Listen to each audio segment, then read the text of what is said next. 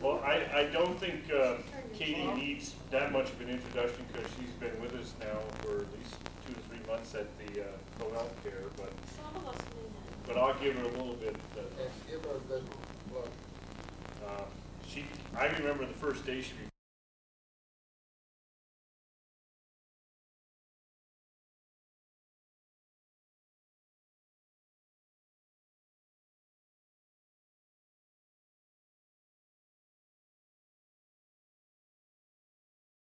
reported in, and she was just walking down that aisle past a bunch of these surly old guys, you know. She was determined. Wow. But she fell right in with us and became, you know, addicted to us, I guess. Anyway.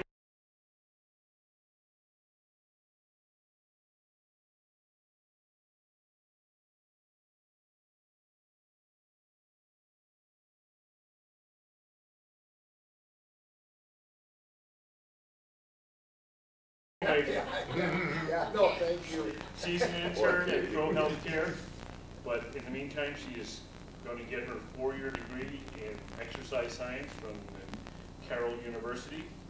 That should be done shortly here. And from there, she's going to go.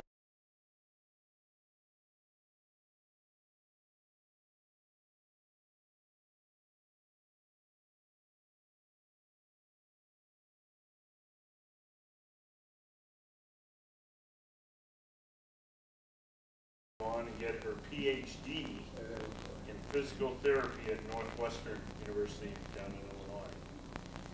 She's from Antioch, Illinois. We won't hold that against her. Her name is Katie Brito.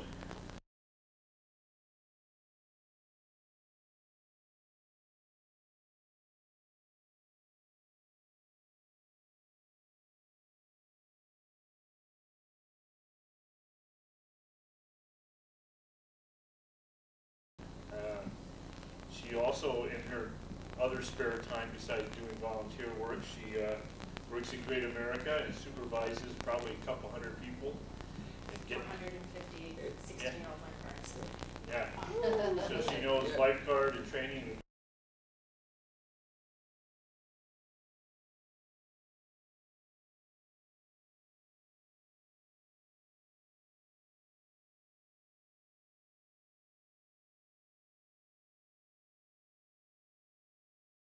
And that wave thing they have down there, make sure people don't drown.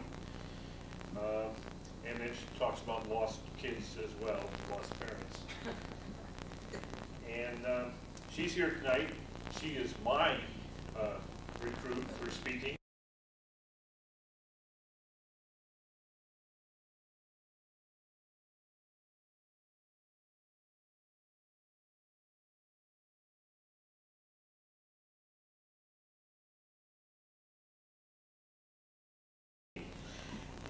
She is a volunteer with the American Cancer Society, but she actually has a couple titles, and I'll let Katie tell you what those are.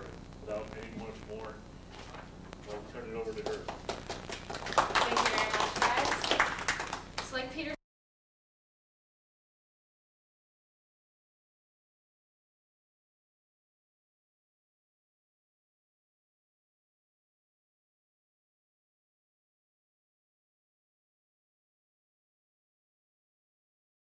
said, I have a couple titles with the American Cancer Society. I am the current Cancer Education Chair for the North Regional Leadership Team, and what I do is I create cancer education resources for collegiate and high school relays, so helping high schoolers and college kids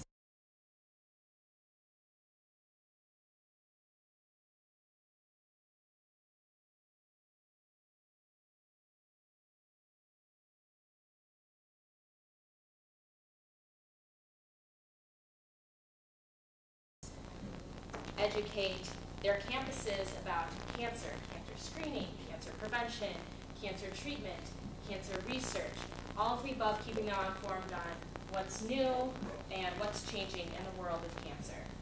And at Carroll University,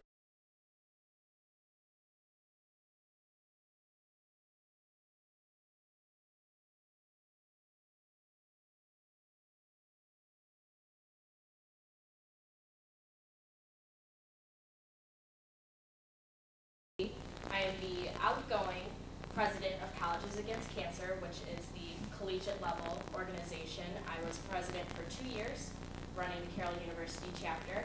I am currently just the mission chair, as I have passed the torch on to someone else to carry on that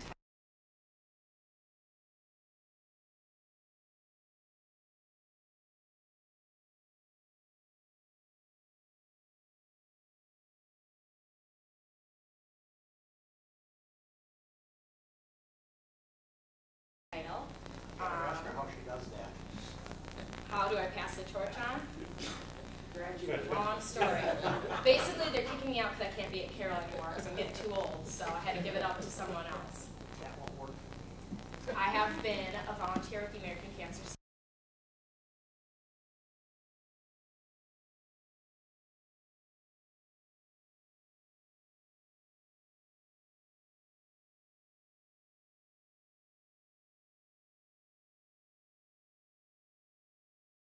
Society since my freshman year of college, so it's roughly about 4 years now. I was inspired why I relay. My uncle, who is my godfather, he passed away unfortunately in 2002 of lung cancer. So I relay for my godfather, and then also my grandfather.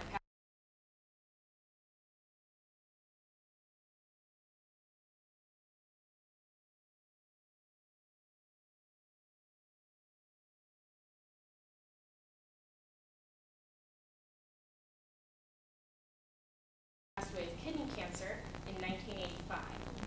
Now, the problem with cancer is it is so prevalent in today's society. One of the biggest campaigns we're going through right now is we're talking about 1 degree.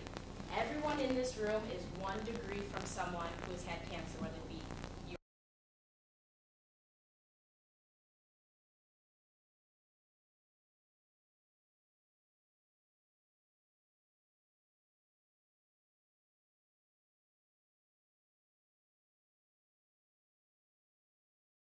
your 1 degree, your mother, your father, your son, your daughter, maybe your spouse.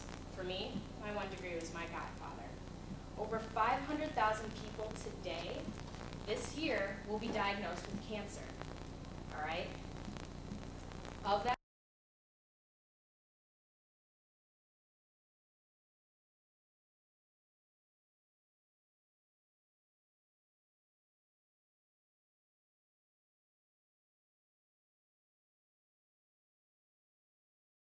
that 500,000, it's probably about 400,000, give or take. Oh, take that back. 750,000 will be diagnosed with cancer this year. 500,000 will die of some sort of cancer, whether it be they've been fighting for previous years or they've died within that year. Of men diagnosed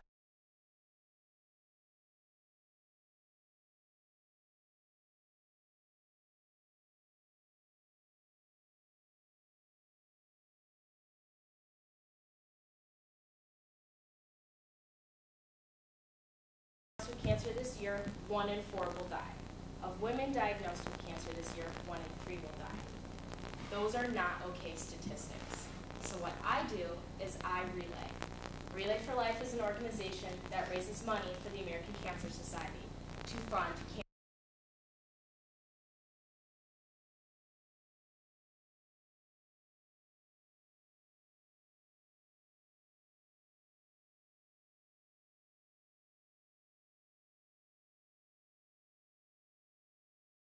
Cancer research, to fund programs, to fund the Hope Lodge. One of the great programs they fund is a driving program and then a 24/7 call line. For anyone who, a caregiver or someone who's been diagnosed with cancer, it allows them to call, talk about how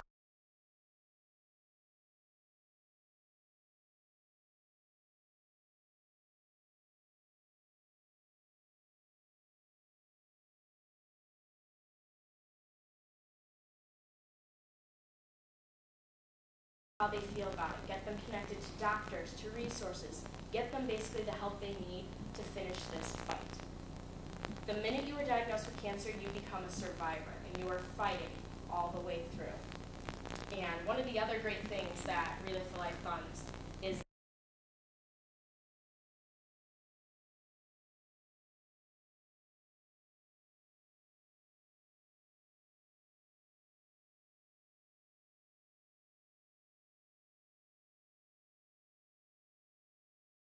the Hope Lodge. I've had the wonderful opportunity of going up to the Hope Lodge in Marshfield, Wisconsin at the Mayo Clinic Cancer Center and visiting with cancer survivors, cancer patients, and volunteering at this Hope Lodge, cooking meals for cancer patients, helping clean the lodge, and it's been an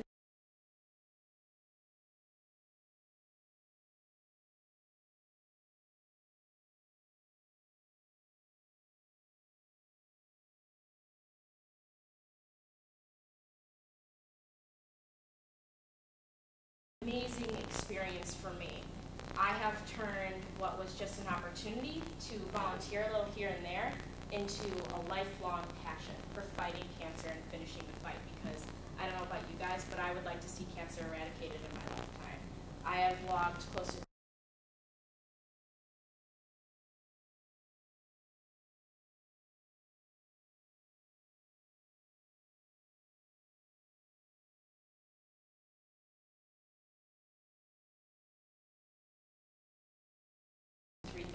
volunteer hours over the 4 years with the American Cancer Society. The guys like to joke, what do you do in your free time? And I say back, what is free time? I spend most of my free time creating resources through social media, volunteering.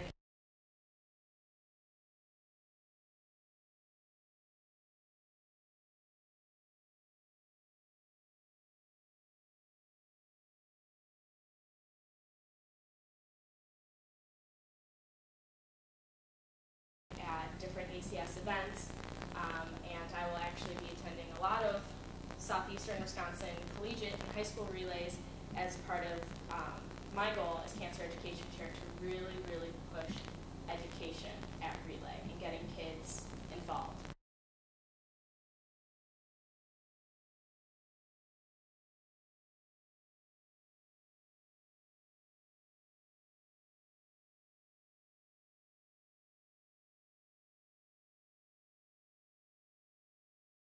Knowledge is power, and that's one of my key platforms of my position. And with that, I'll open the floor to any questions you guys may have. Are you connected to RACC? Lawyers Against Cancer?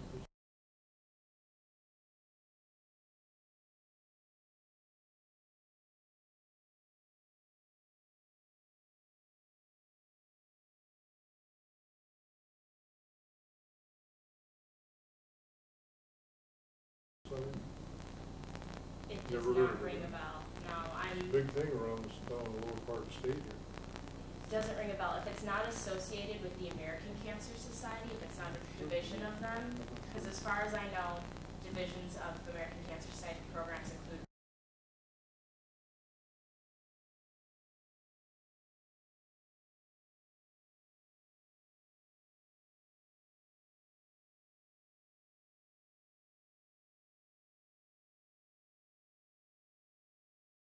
Relay for Life, Bar for Life, Strides Against Breast Cancer, and then there's another one that I'm not remembering off the top of my head.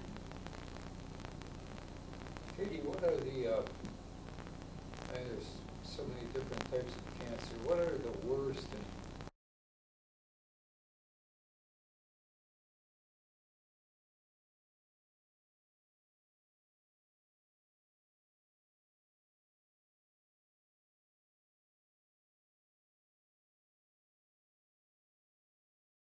what are your chances of survival with some of these cancers? Well, there's the worst, and then there's the preventable. So probably one of the highest preventable cancers that is probably the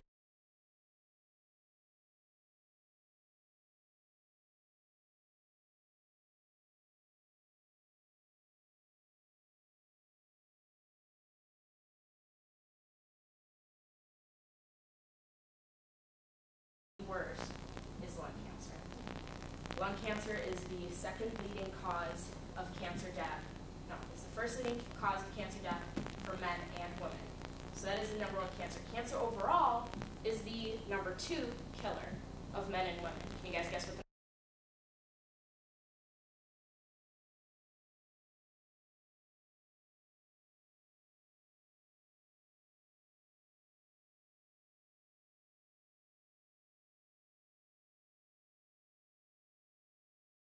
number 1 killer is?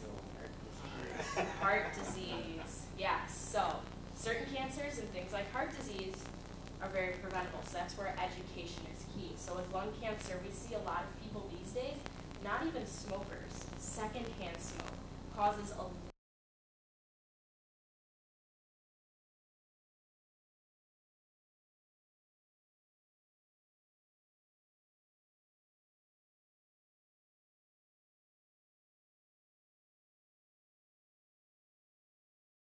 lot of lung cancer or issues of COPD.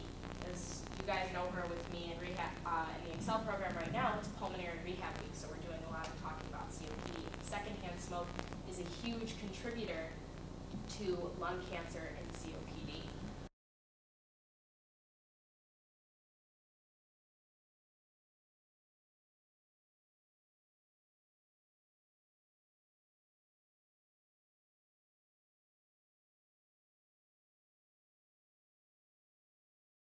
And it can be just as simple as someone smoking in a car with you, or an adult that you grew up with smoking in the household. You're inhaling all of that. Some kids who grew up with parents that are smokers end up being, by secondhand smoke definition, smoking 3 to 7 packs.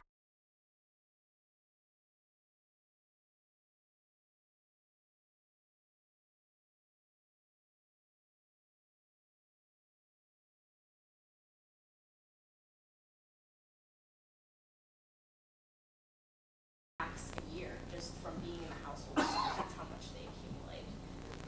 Other deadly cancers would be pancreatic cancer is another big one. It's currently the 4th leading cause of cancer death of men and women, but they're expecting it to jump from number 4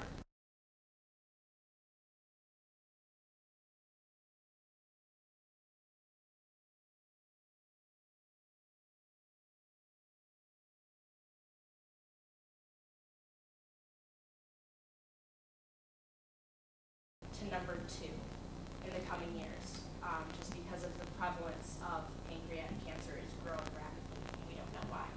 March is. Can you do surgery on pancreatic cancer and be cured? It depends how advanced.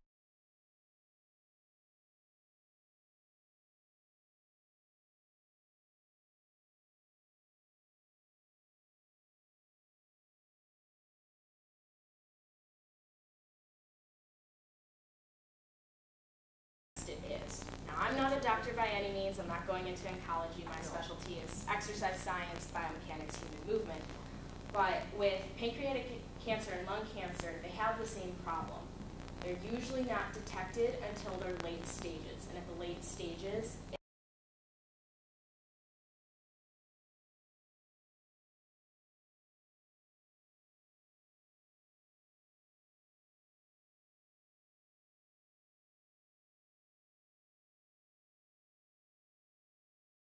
it has probably metastasized, which means it has spread throughout the body, making it hard to operate besides doing chemotherapy and radiation. And that's why cancer research is such a huge, huge push in both the pancreatic and lung cancer fronts, which is why Stand Up to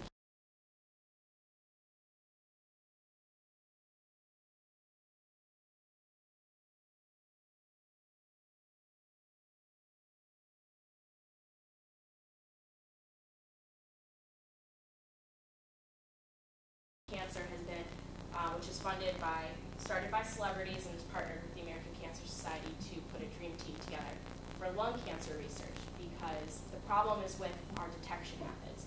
They're not quick enough, they're not early enough. My godfather, who's diagnosed with lung cancer,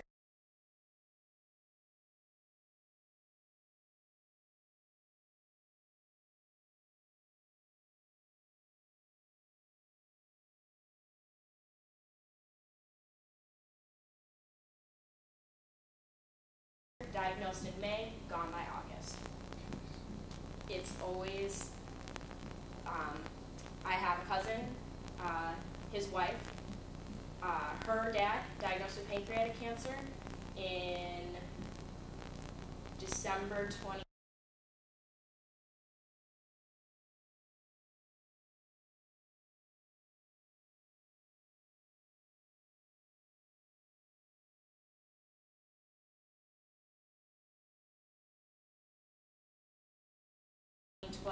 He was gone the following June. So, And there's no way to test for that ahead of time. unfortunately, until the symptoms become so advanced, it's really hard to tell. There's not a definitive test at this point. It's just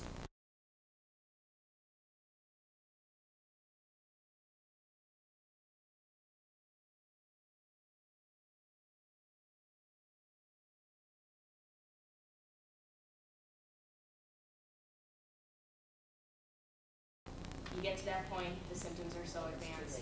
And there are people who do survive lung cancer and pancreatic cancer. They are some of the two most deadliest forms of cancer, but unfortunately for most people, by the time they're diagnosed, it's almost too late. Does that mean they don't try to fight?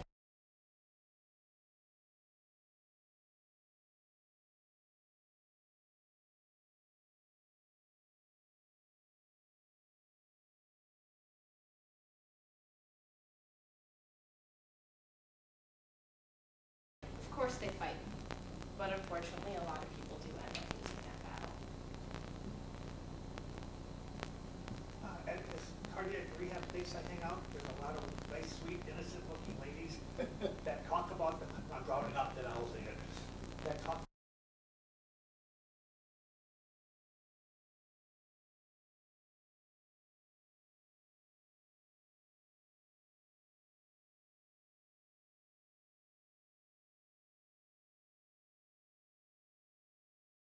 about the values of exercise related to heart disease. I believe I've heard some talk of it helping cancer, preventing cancer. That is correct. Can you go into that a little bit? That is correct. So obesity and lack of exercise are actually huge contributing factors to preventable cancer.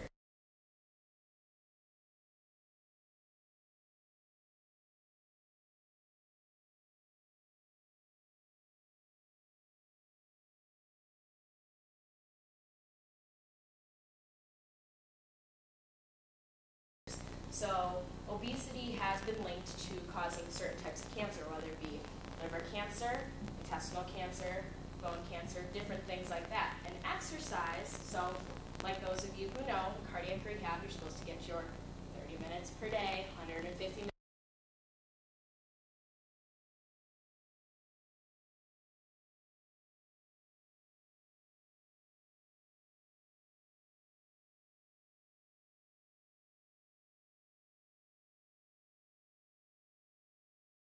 Per week. The American Cancer Society recommends the same amount for helping to prevent cancer because you reduce your risk of obesity, which will as well decrease your risk of cancer.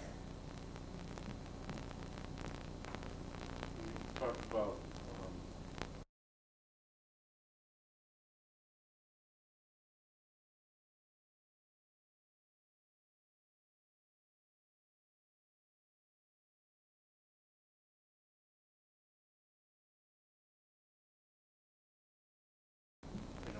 heart.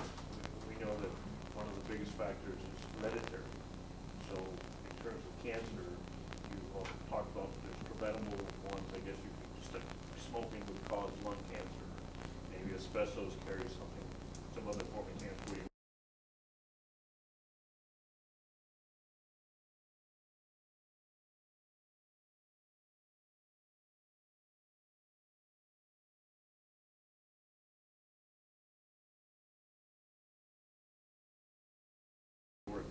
What about the hereditary factor? How does that play in developing cancer?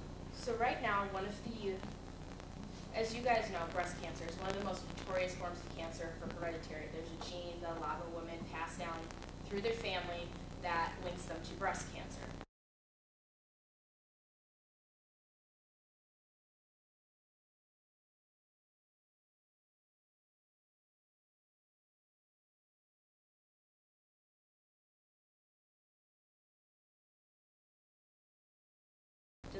they'll develop breast cancer for sure?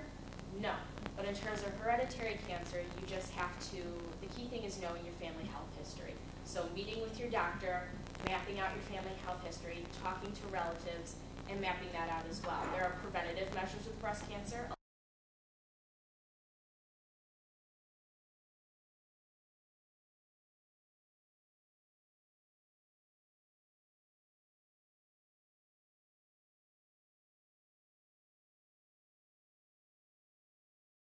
A lot of women, if they have a long history of women in their family with breast cancer, they will get a double mastectomy, single mastectomy, just get everything taken care of so they don't pose a risk to that. The great thing about breast cancer is because of all the research and awareness and the great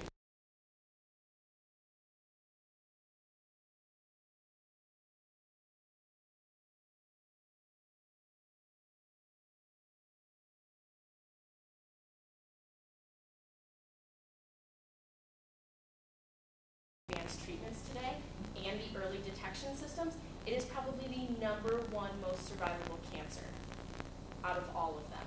That's fantastic because 10 years ago, that wasn't the case. 20 years ago, forget about it.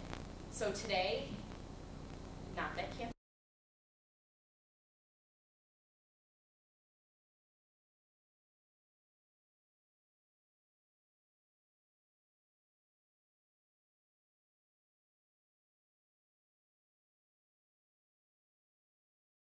Cancer's good, but if you're going to get diagnosed with any of them, that's probably the one that you're going to have the best chance of surviving. Men, you are just as likely to get breast cancer as well. It's not just the women. Men do get it as well. Just follow the law.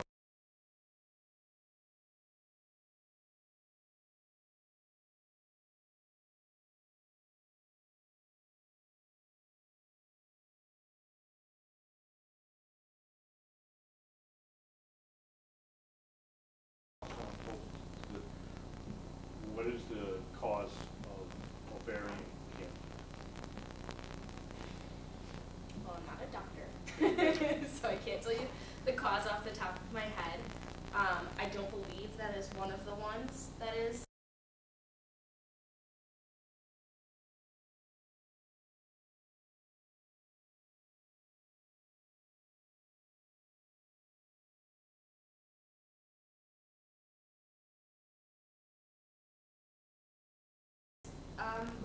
Hereditary at all.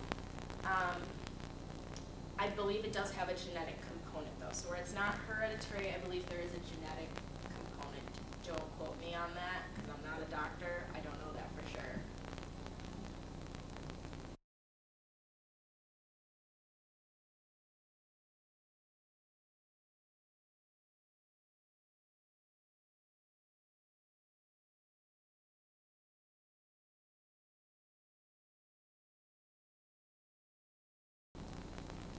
Did you say there was some sort of driving program? Is that to help patients get to them? Yes, so the I don't know all the details off the top of my head, but the American Cancer Society funds several programs for helping cancer patients get to their treatment if they are unable to do so either.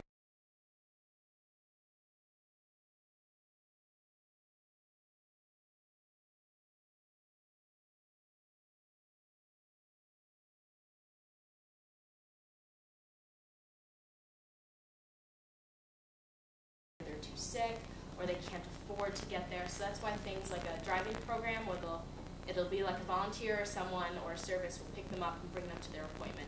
So they have that for patients who are too sick to get to their appointments or too far away. But the other option is the Hope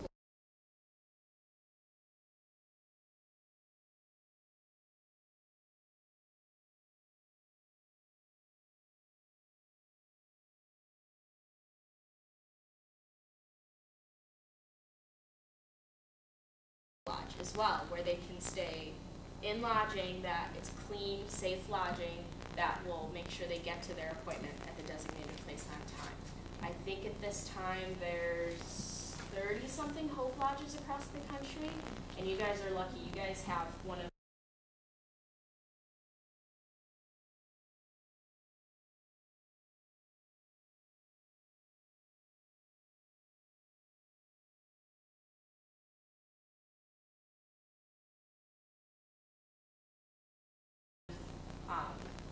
best Hope Lodges up in Marshfield, well cared for, very clean facility, wonderful staff who works there round the clock. And I mean, I've been lucky enough, they show on the board, it's a picture of Wisconsin and the rest of the US to show where people